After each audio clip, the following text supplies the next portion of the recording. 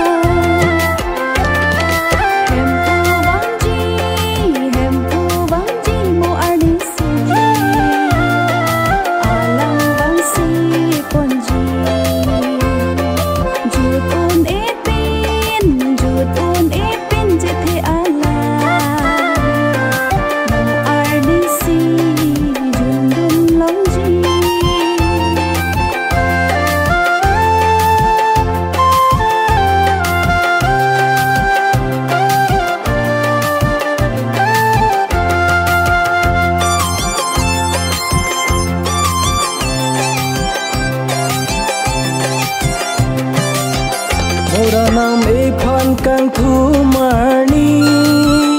nong ji sini ngarun me pi nong dun ji hadak che the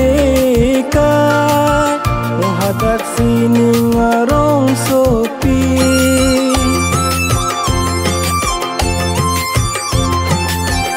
ora nam e phan kang thu marni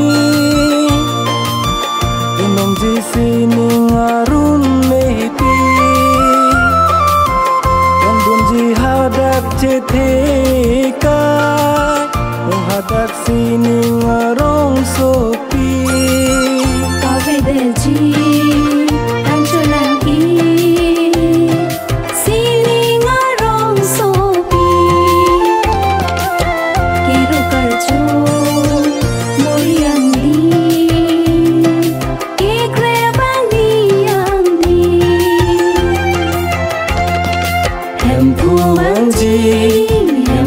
wanji muani si alang wangsi ponji jutun